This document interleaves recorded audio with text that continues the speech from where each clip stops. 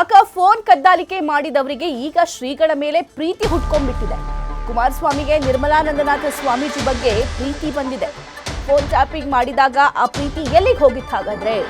H D. Kumaraswamy ವಿರುದ್ಧ MB. Patil ವಾಗ್ದಾಳಿ ನಡೆಸಿದ್ದಾರೆ.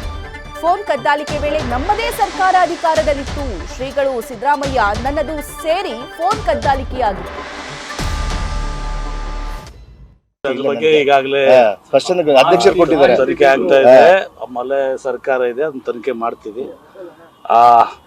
ಈ ರೀತಿ ಯಾರು ತಪ್ಪುಗಳು ಮಾಡಿದ್ರೆ ನಿರ್ದಾಕ್ಷಿಣ್ಯವಾಗಿ ಒಂದು ದಿವಸ ಅವ್ರ ಮೇಲೆ ಕ್ರಮ ಕೈಗೊಳ್ಳುವಂಥದ್ದು ಆಗ್ತದೆ.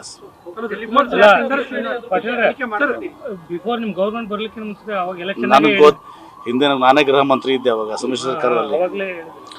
ಈಗ ಈ ಟೆಲಿಫೋನ್ ಕದ್ಲಾಲಿಕೆ ಬಗ್ಗೆ ಅವಾಗ ಇಶ್ಯೂ ಬಂದಿದ್ದು ಬಂದಾಗ ಇವತ್ತೊಂದು ದಿವಸ ಅನೇಕ ಅಧಿಕಾರಿಗಳ ಮೇಲೆ ಇವತ್ತೊಂದು ದಿವಸ ಅಂದು ವಿರೋಧ ನಮ್ಮ ಸಿದ್ದರಾಮಯ್ಯ ಅವ್ರ ಮೇಲೆ, ನನ್ನ ಮೇಲೆ, ಡಾಕ್ಟರ್ ಪರಮೇಶ್ವರ್ ಉಪಮುಖ್ಯಮಂತ್ರಿ ಇದ್ರು, ಅವ್ರ ಮೇಲೆ, ನಿರ್ಮಲಾನಂದ ಸ್ವಾಮೀಜಿಯವರು, ಈಗ ಅನೇಕರ ಮೇಲೆ ಟೆಲಿಫೋನ್ ಕದ್ದಾಲಿಕೆ ಆಗಿದೆ ಅಂತ ಒಂದು ಆರೋಪ ಇತ್ತು. ಅದನ್ನು ತನಿಖೆ ಆಗ್ತಾ ಇದೆ.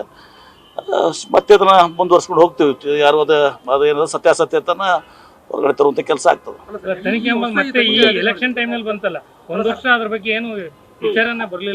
ನೋಡಿ, ಈಗ